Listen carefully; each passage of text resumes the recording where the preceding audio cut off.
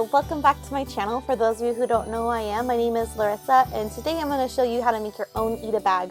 I'm going to show you how to take a normal backpack and then turn it into an Ita bag with the opening and everything. And this gives you an opportunity to kind of do your own creative effect to it. So Ita bags originally started at a store called Wigo in Japan. They're heart-shaped, they have a heart-shaped opening. Although this bag is really pretty, it's kind of difficult sometimes to decorate it because you have to work around the heart shape. Over time, other Ita bags have been created star shapes, sometimes the whole front of the bag with a zipper, sometimes cat bags, sometimes a messenger bag, sometimes an arm bag. Ita bags have been everywhere. They're very, very popular, and it gives a chance for fans to show off their creative spark with their fandom.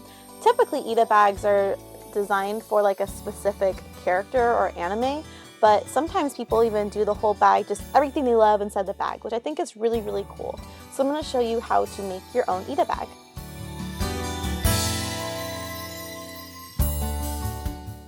So first I want to let you guys know that I'm marking this tutorial as like medium intermediate. The reason why is these materials can be really hard to work with, and if you're not familiar with sewing at all, this can make it very, very difficult.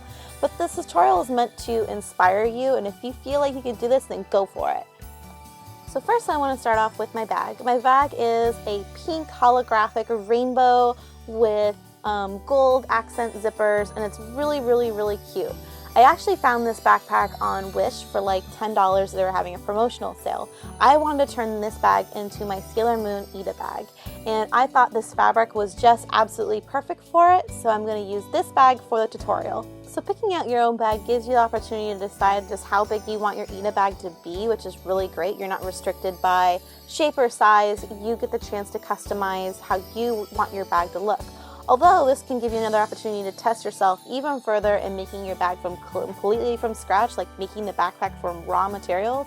But I wanted to show you how you can turn a made material into something else, upcycle it into something even better, into your own Ita bag. So let's get started. So first, after looking at the bag, I discovered there's a pocket on the inside, and it's made with a kind of an inexpensive suit material lining. I wanted to see how it was made and see how hard this would be to come up with the Ita bag idea for this. First, I decided that this pocket is in the way, it's not going to work with the design, so I am going to seam rip it off. Seam rip it off this vinyl material is going to make holes and puncture marks into the bag, but that's okay because I'm going to cut the opening for the clear vinyl to go to, so it doesn't really matter. But it also means I have to consider this with the design and not create any problems for myself. So I'm gently, very gently seam ripping this off the bag, taking my time, doing a couple of threads at a time, and then pulling it to break a couple of threads, seam ripping a couple of threads, breaking a few threads, and then just gently go do this all the way around the outside pocket.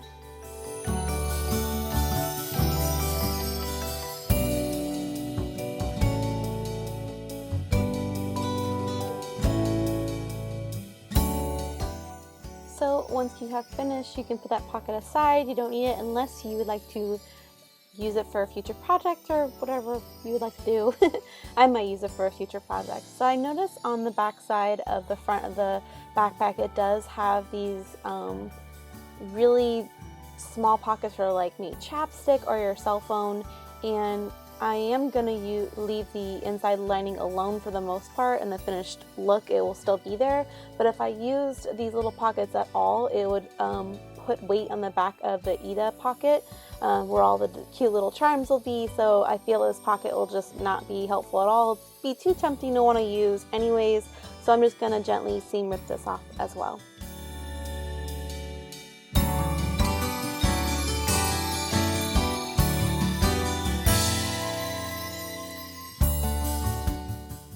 So once the pocket has been seam ripped off, I am turning it inside out, being really gentle.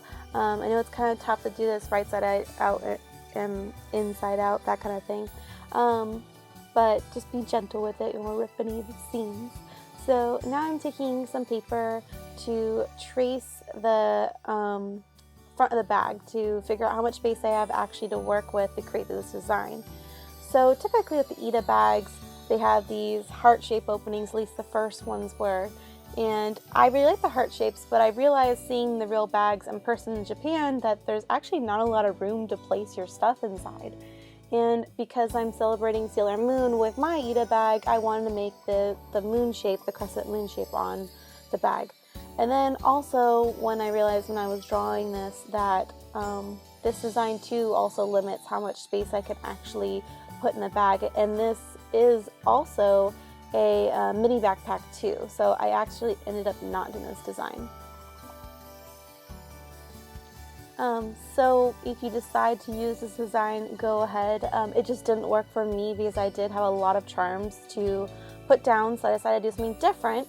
I ended up going with almost this whole circumference of the bag almost, so this is what I ended up going with, and I really wanted to showcase the charms I've got in Japan and the Sailor Moon accessories I've collected over time. So I ended up doing this with a moon in the front, and at first I was going to cut out the moon and it still didn't end up working out, so I ended up cutting out the moon separately out of the vinyl fabric and just doing the shape opening.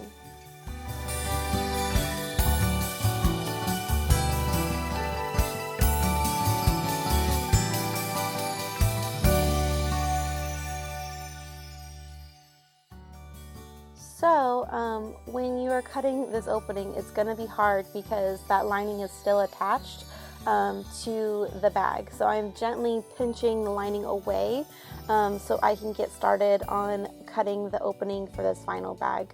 In theory, you could already seam rip the inside first, but I just didn't. I did this way first and probably would have been safer, so no accidents of snipping the lining fabric, but I did it this way. So I am gently going around and cutting out the opening I designed.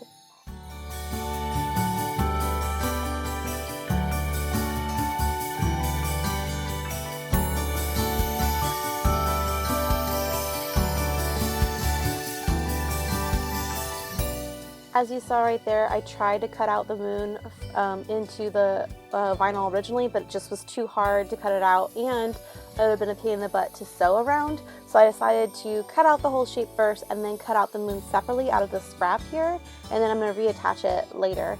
The beauty about watching it this way is that you can see my mistakes and learn how to make your own. And just so you can see how to add your own personality as you're making your own bag as well.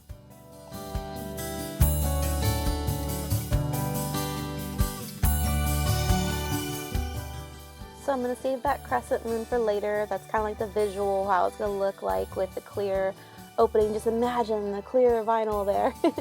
So now, again, I'm going to do what I did before and turn the bag right side out once again. So I can gently seam rip the lining from the stitching here. This is going to allow it so I can sew the clear vinyl in easier. Just take your time seam ripping this. Mine is a little weird because it's sewn into a bias tape, and it's kind of like that grow grain backpack material. Thankfully it wasn't too hard to seam rip, but it also meant I gotta be a little more gentle because this lip is also connected to the side panel where the zipper is. So I'm seam ripping it, but gently only pulling out the lining side and leaving everything else inside the bias tape. And later I do this in the video, but either use a safety pin so it doesn't poke you while you're doing this, or straight pins if you feel a little more dangerous living on the edge. But just use the safety pins or straight pins to keep the bias tape attached to the side panel while you're working.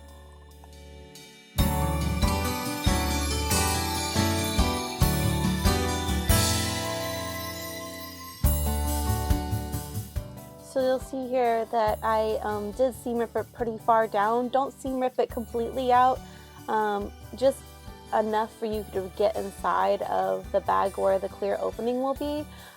In theory, I wish I would have not seamed it so far down, but yeah, just use the safety pins or straight pins if you feel like doing that instead. And now we're going to get started with our clear vinyl. So right now I'm going to iron my fabric that's going to go on the slip piece for my Ida bag opening. It's where the cardboard will be attached to. I chose this kind of canvas bubblegum material. It is a little thick, so I'm choosing a higher setting with steam to get this fabric with all the wrinkles out. Now I'm going to take my clear vinyl from my Ida bag, and using my stencil I originally used to cut out the opening of the bag, I am using it to cut out a piece of the clear vinyl. Turning down my iron to a really low setting, I'm choosing a 3. I'm using this fabric I happen to have, unless you have a pressing cloth or thicker fabric like pillowcase material.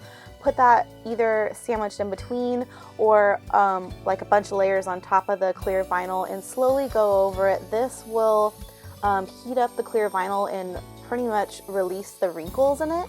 I'm going to do this a few times, keep checking on it, don't give too much heat to it because it will melt if you directly attach it to your iron. Since it is warm, I'm going to set it aside and let it cool off so it re-stiffens itself.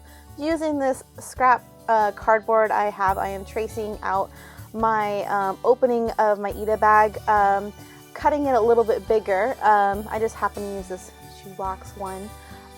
With this fabric, I actually sewed and single stitch and zigzag stitch all the way around to make this panel. And now I'm using hot glue to slowly go around the curve. I'm pinching it to grab the corners so it creates this circular effect. Again, when you cut the cardboard, cut it a little bit bigger than your stencil opening. Or keep testing it on your bag, but I knew this fit. So now I'm going to cut the clear vinyl. So this is a little tricky because you can't use like extra pins here or whatnot, as it will ruin it. So I'm using my felt tip Sharpie to make little marks around it. And now I'm trimming down the vinyl about a 1/4 inch opening, and now I'm pinning it to the opening of Ida bag. This is tricky because we are sewing a clear vinyl bag with a vinyl opening, so it's plastic and plastic and plastic, and when you pin it, that's it. You can't take it back, so go slow on this part. I'm using those little pink Sharpie notches as like a guide to pin it around, and I'm trying to do this, the notches right lined up where the pink vinyl ends. You can do it close or a little less or a little more. That's why we cut the fabric or clear vinyl a little bit bigger. So just take your time to go around. Again, this is like once you puncture it, that's it. So once you have gone completely around, I am going to try putting this on my sewing machine, and you'll see that this didn't work out as great as it could have. I'm using a straight stitch, like a medium stitch, and go around. I'm going to try to do as much on the machine as I can, forward and back stitch to start, and I ended up only going from zipper curve to zipper curve, as you can see me holding it here. That's the only part that I was able to get in the machine because the bag is still together, so trying to get this bulk of the backpack into my machine was not going to happen. So I ended up hand sewing the rest of it. This is just like a hand sewing basic stitch around. It's not gonna look beautiful, but I was kind of depending on that because my Ida clear bag opening, I'm gonna put beautiful lace on it later, so it's not gonna be a big deal. Once you have done that all the way around, before the safety pin where the bias tape is attached to the side seam, I am going to re-put the lining back in there because now I don't need the opening anymore. This will act as the backer to my Ida bag opening. So I'm taking out the safety pins and then re-sliding in the lining material in there and just going around.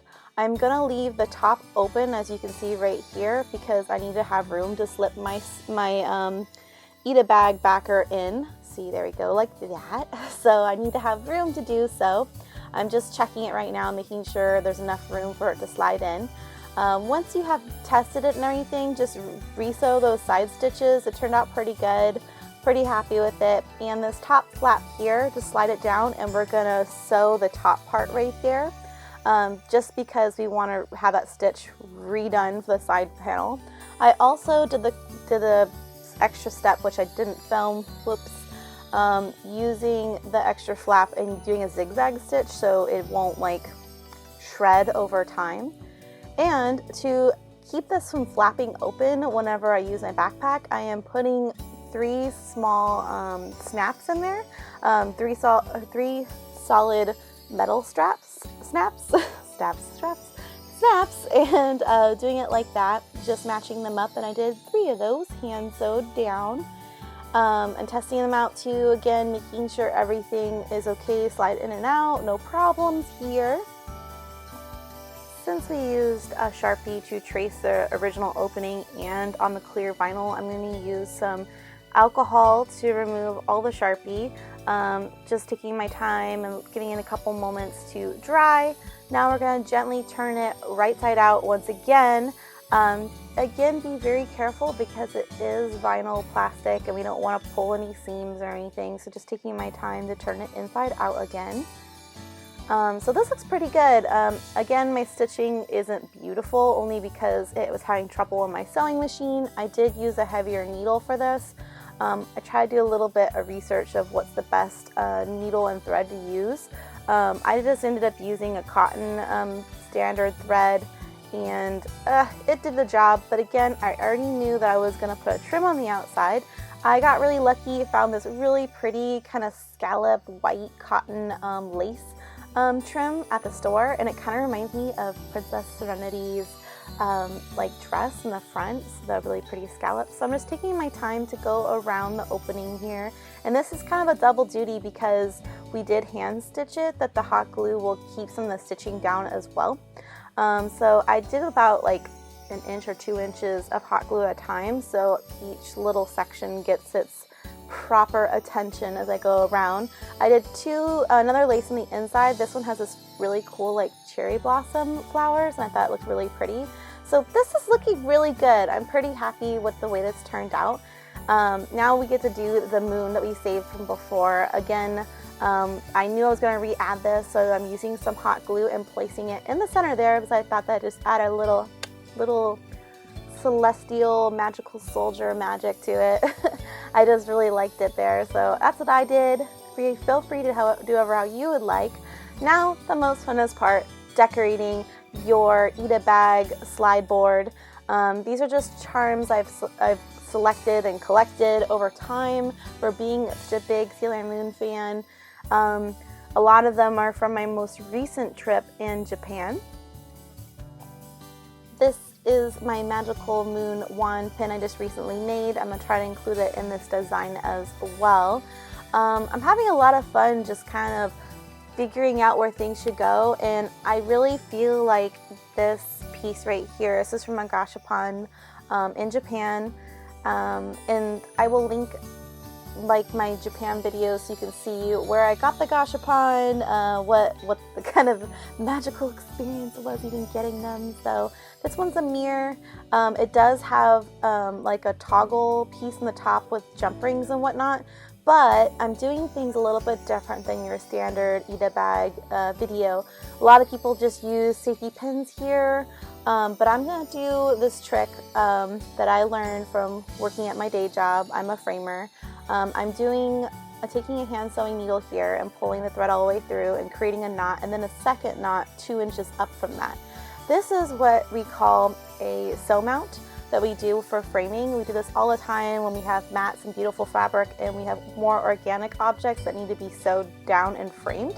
I'm doing this way because the straps are going to get in the way, and I really don't like when, for myself, like the thought of having all these beautiful pieces clanking against each other, swooping back and forth and slapping each other when I'm wearing the backpack. And not only that, but these are a piece of art now. They're meant to be displayed and be beautiful and not be distracted by silly little straps and everything. So I am removing the jump rings, and I'm going to be hand sewing down this brooch styled Sailor Moon mirror. And the thing about hand sewing with sew mounting is you don't need to do a lot of sewing to it, just enough to tack it down into place. I mean, this isn't going to go, I don't know how to wear this backpack to a rock concert where someone's going to be punching my bag and stuff anyways. It's just when I feel like being cute and going to cons and whatnot. So as you can see here, I pulled the thread from the back all the way through. This is just to get started, and that second knot is hanging out further back because this is going to help me tie it off when I'm done. So since this is a charm, it does have a loop on the top. I'm just going to do a couple stitches in the top, and because I don't want the piece to be sliding around, I creatively decided to do 2 stitches around the wings of the brooch, and then once you have secured those stitches, and again I only need I think I did 3 in the top, 2 in the side, and then tied off in the back and did a double knot.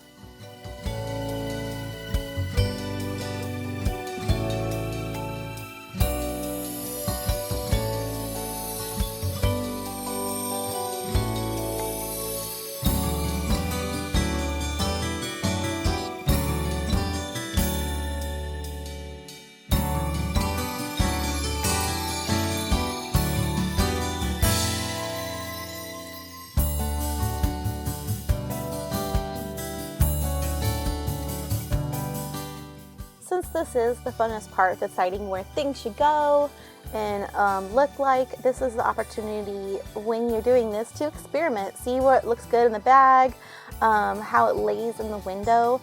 If you are working with a stylized opening, for example the heart shape or the moon shape, you will have to work around that. So taking it in and out of the bag and figuring out where it goes is definitely going to help with placement.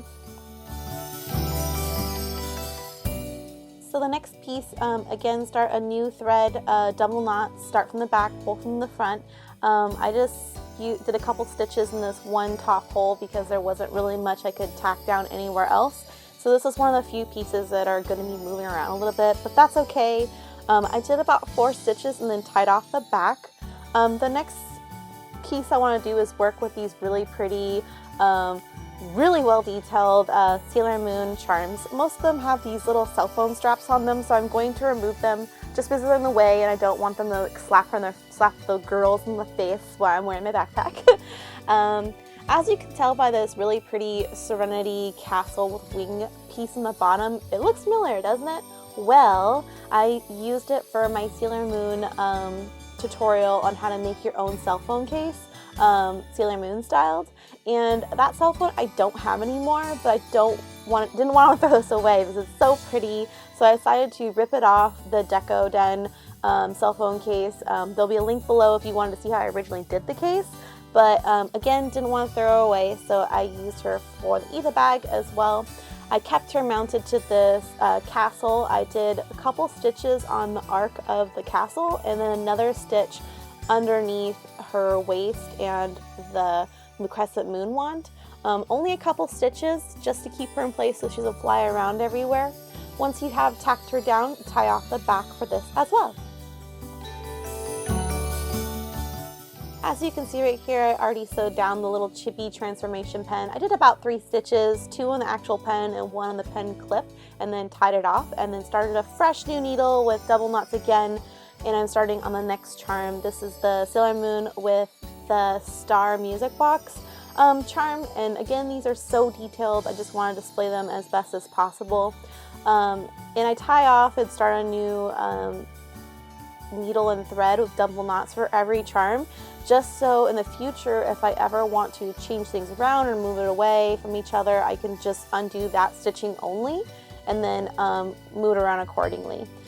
So just take your time with this. Each charm is a little bit different. The first thing I do with these style charms is do the little eyelet holes in the top of the charm, and then I usually do like 1 or 2 stitches either around Sailor Moon's waist or right underneath her legs, depending on however she's positioned, just to make sure she's secure and not going to be waving around like I said before. And again, tie it off when you are done with each charm.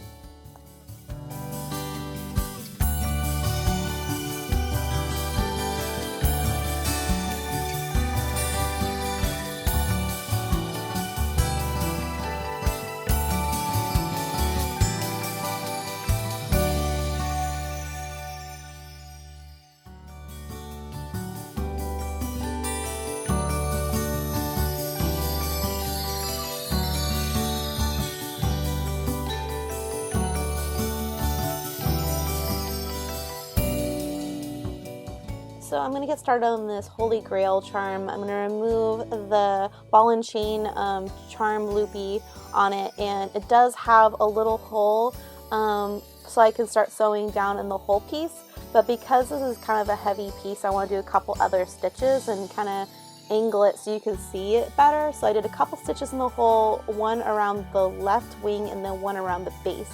I did the stitches maybe a few times in the same spot and then tied it off. And now moving on to the next charm. This charm is super cute. I don't have a lot of Princess Serenity pieces. I wish I did. Maybe in the future I'll start collecting more. So I'm going to remove the little jump ring on here. It is an acrylic charm, so it has an acrylic opening hole for it. I'm going to just sew down just the acrylic hole opening and then leave it alone. Same thing like the cameo piece, just because there's nowhere else to stitch without the stitching looking awkward. This other piece is just an enamel pin, really straightforward. You just punch it through the cardboard and then pin back in. That one's like the easiest. This one's kind of a funny piece. This one is a mirror gashapon piece. It's really pretty, but I wanted to properly display it. It's really gorgeous, has this kind of stained glass effect. It's another awkward piece and another Holy Grail charm, which I think is really funny. I don't even know. So I did a couple stitches here and I got kind of creative with this. Since the mirror opens forward like this from top to bottom, I'm actually hiding the stitch around it, as you can tell, and doing a couple stitches around the base and a couple stitches around the wings. And after I'm done with the stitching, I'm just going to clip the mirror back closed and it's going to hide the majority of the stitching. So it kind of just got creative with that one.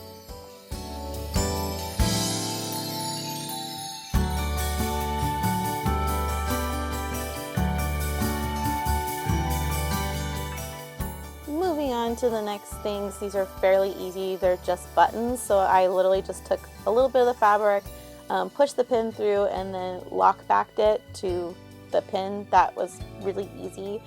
This is another funny piece. It's another gashapon piece that has like a mirror inside. It's not even a mirror, like it's a sticker mirror. I can't even see anything. So I just did a couple stitches on all four corners for each Sailor Scout. This kind of just worked out stitching wise. Another thing you might want to consider while you're stitching is maybe use different thread depending on what the main color is for each piece, but I didn't really mind just using all white thread for this. I'm okay with that. This is a sticker that doesn't stick anymore. I just didn't want to throw it away and I really like it, so I just put it right here on the side. It just says Sun Chi. It's really pretty. I'm kind of experimenting now because it is getting quite full, but I don't want to I want to be able to display as much as I can.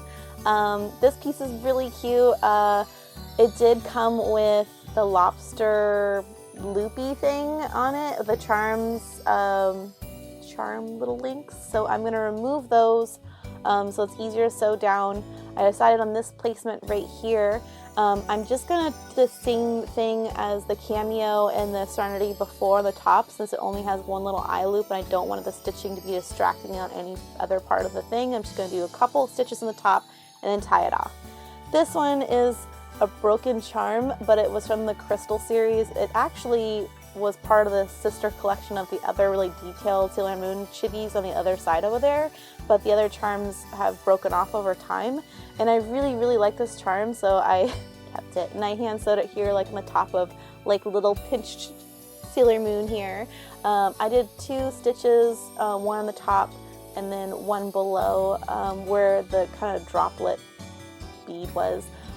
This little piece here is like kind of a soft plastic charm I've had for a long time. It broke, but since it is just going to be in here decoratively, sewing it down like this all the way around the loop I think secured it enough. I haven't had any problems yet, so I did this and then I left her free hanging. Later I sewed down one of Sailor Moon's ponies just because she kept sliding around and beating up Serenity.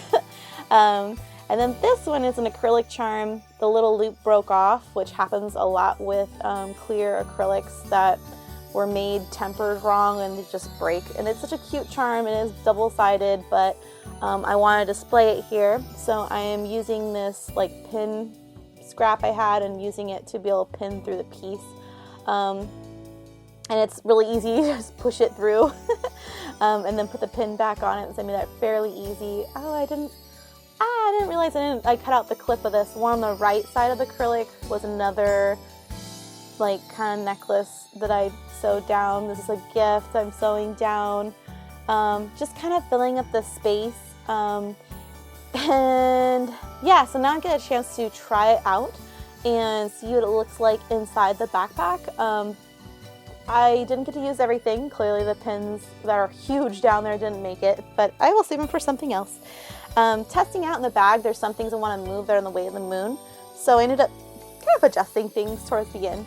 Some of the charms that are left over I think are super cool, but I didn't have room for them. So like this kind of Sailor Moon ring that I got from a gashapon is really cute. So I put it on that actual jump ring link piece that I had for one of the other charms I had put aside, and kind of making my own like keychain now with some of the scraps, which actually turned out really cute. I'm gonna put this on the zipper pulley. So it's adorable pulleys around. And then the Chibi Moon charm that I put on the inside, and yeah, it turned out really, really cute, but it would not be complete without a bow because I like bows.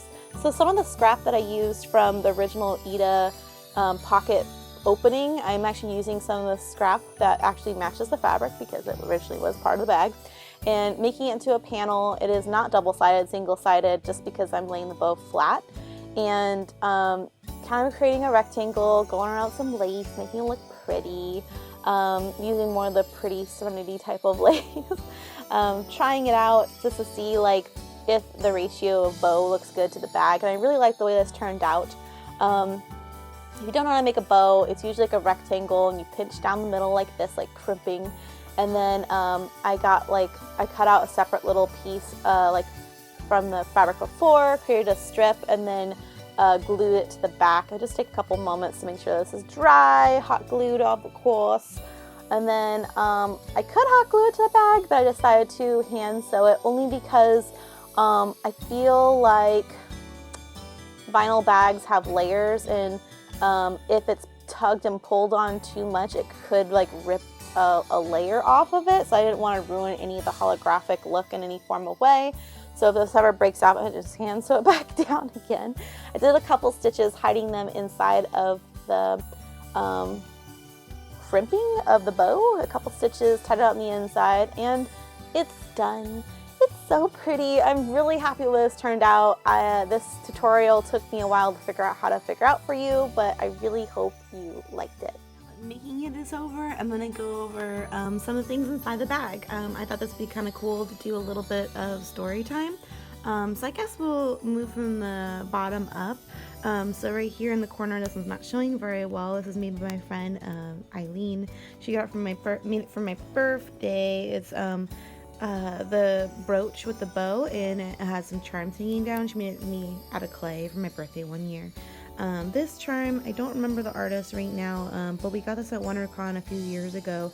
This acrylic's really cute. It's also double-sided. It's like a chibi version of Sailor Moon, but the little loop piece in the top like broke off, and it was such a cute charm I didn't want to just throw it away, so I put it in here. This piece right here, it looks like Sailor Moon's crystal necklace.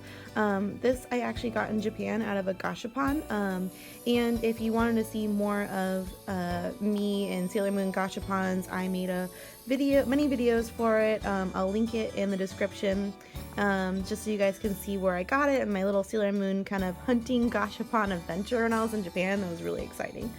So this one you might recognize if you are a follower on my YouTube channel. This is the Sailor Moon keychain right here, mounted with wings and a castle back and a kind of Millennium Crystal bead behind it.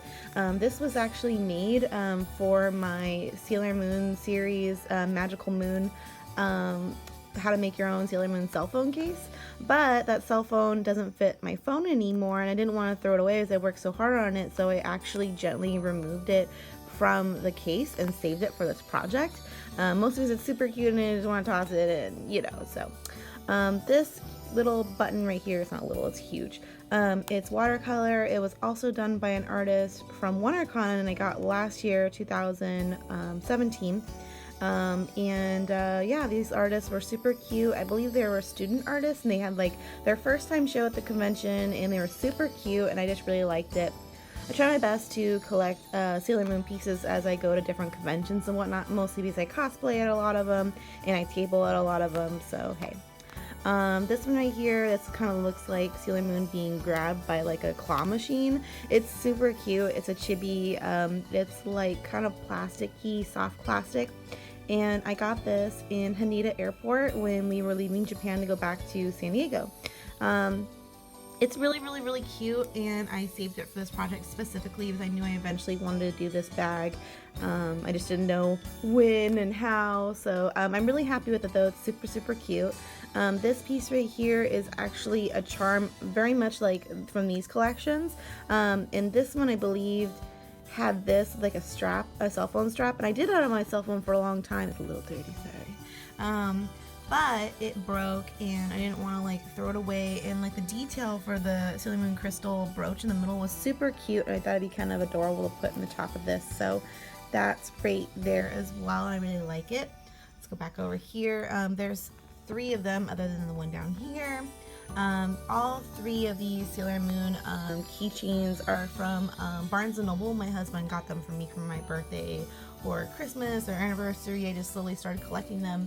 But the thing about these, they're so gorgeous. I didn't want to put them on my cell phone case or my backpack and then have them completely get like ruined. So I didn't want to like ruin their beautifulness. Each one is super, super cute.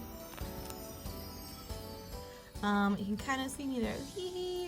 I'm using my cell phone this time. I actually got a camera recently from my friend who believes in me as a YouTuber, but I haven't started like getting acquainted with it yet. So I'm gonna finish this video with my cell phone because I started with my cell phone, so I'm just gonna finish this way.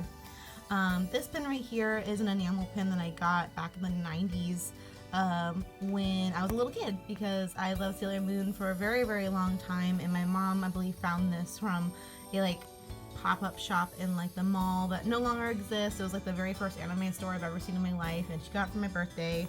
It's a true story. I have cosplayed as, well, not cosplayed, I costumed, I pretended to be Sailor Moon a lot when I was a kid, and my mom and my aunt made me a Sailor Moon costume when I was a little kid for high school, no, middle school, elementary school, somewhere in there.